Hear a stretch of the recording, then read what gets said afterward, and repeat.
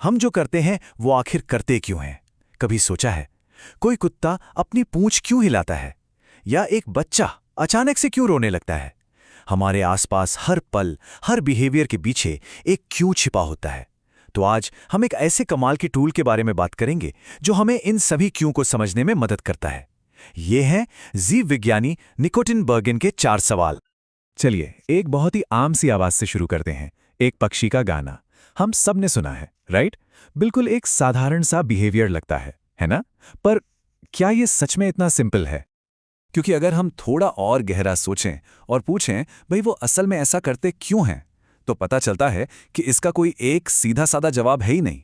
असल में एक जवाब तो काफी ही नहीं है, हमें कम से कम 4 अलग अलग जवाबों की जरूरत पड़ेगी। और यहीं पे एंट्री होती है निकोटिन बर्गन की। वो एथोलॉजी यानी जानवरों के व्यवहार का अध्ययन करने वाले विज्ञान के संस्थापकों में से एक थे। 1963 में उन्होंने किसी भी बिहेवियर को पूरी तरह से समझने के लिए एक बड़ा ही शानदार फ्रेमवर्क दिया। उन्होंने कहा कि असली क्यों तक पहुंचने के लिए हमें एक नहीं बल्कि 4 अलग अलग दरवाजे खोलने होंगे। तो चलिए इसे समझते हैं। टिनबर्गन ने इन सवालों को 2 बड़ी कैटेगरीज में बांटा, कैसे और क्यों। कैसे वाले सवाल, जिन्हें हम प्रॉक्सिमेट कॉजेज कहते हैं, वो हमें बताते हैं कि किसी जीव के जीवन में कोई बिहेवियर तुरंत कैसे होता है। और क्यों वाले सवाल यानी अल्टीमेट कॉजेज, ये हमें उस बिहेवियर की लाखों साल पुरानी एवोल्यूशनरी कहानी के बारे में बताते हैं। इसको एक कार की तरह सोचिए। कैसे का सवाल है कि भाई इंजन काम कैसे करता है, और क्यों का सवाल है कि उस कार को पहली बार में उस तरह से डिजाइन और बनाया ही क्यों गया था। तो कैसे का पहला सवाल है मैकेनिज्म, मतलब वो कौन सा बायोलॉजिकल बटन है जो उस बिहेवियर को चालू करता है। जैसे पक्षी के गाने की बात करें तो ये उसके दिमाग में मौजूद कोई खास सर्किट हो सकता है, या उसके शरीर में हार्मोन्स का लेवल जो उसे गाने के लिए उकसाता है। कैसे का दूसरा सवाल है ऑनटोंजेनी या डेवलपमेंट, मतलब उस जीव ने अपनी जिंदगी में वो बिहेवियर सीखा या डेवलप कैसे किया। क्या उस पक्षी ने अपने पिता से गाना सीखा? ये बिल्कुल वैसा ही है जैसे हम अपनी पहली भाषा सीखते हैं, दूसरों को सुन के, नकल करके और फिर प्रैक्टिस करके। अब आते हैं बड़े क्यों वाले सवालों पर, यानी अल्टीमेट कॉजेस पर। पहला है फाइलॉजेनी या एवोल्यूशनरी हिस्ट्री। ये एक तरह से उस प्रजाति का फैमिली एल्बम देखने जैसा है।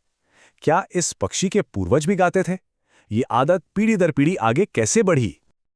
और आखिरी क्यों है एडेप्टिव वैल्यू। सीधी सी बात है, ये बिहेवियर उस प्रजाति को जिंदा रहने और अपना वंश आगे बढ़ाने में कैसे मदद करता है। मतलब इससे उसे अपने जीन्स अगली पीढ़ी तक पहुंचाने में क्या फायदा होता है। ठीक है, तो अब वापस अपने पक्षी वाले उदाहरण पर चलते हैं और देखते हैं कि ये चारों सवाल मिलकर उसके गाने की पूरी कहानी कैसे बताते हैं। तो वो व्हाइट क्राउन स्पैरो गाता क्यों है? नंबर 1, मैकेनिज्म, उसके दिमाग में हार्मोन से एक्टिवेट हुए सर्किट उसे गाने के लिए कहते हैं। नंबर 2, ऑन्टोलॉजी, उसने ये गाना अपने पिता से सीखा है।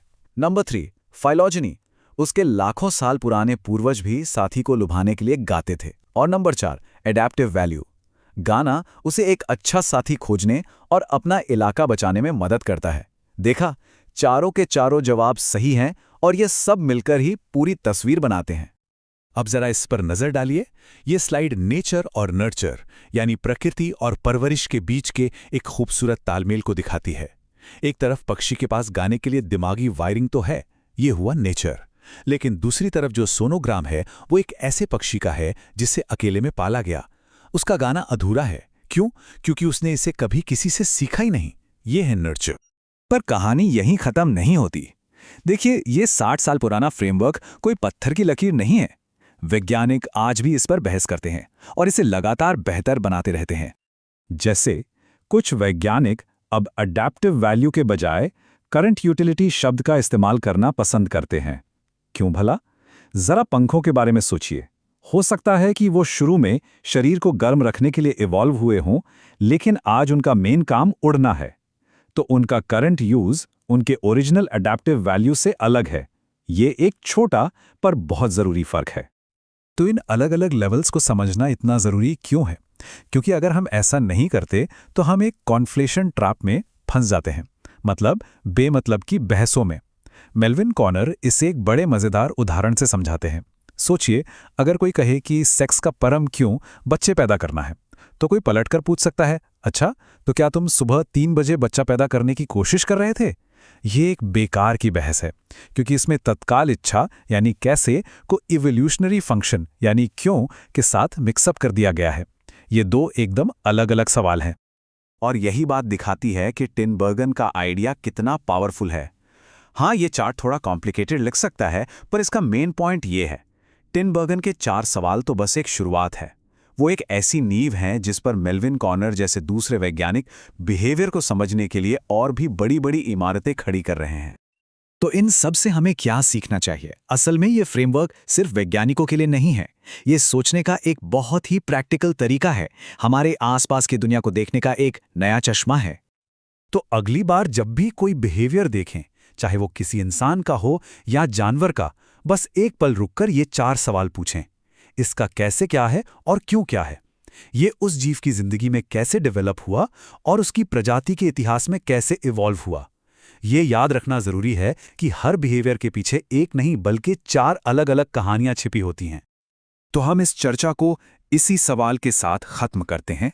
सोचने का ये नया तरीका जानने के बाद, ऐसा कौन सा बिहेवियर है जिसे अब एक बिल्कुल अलग नज़र से देखा जाएगा?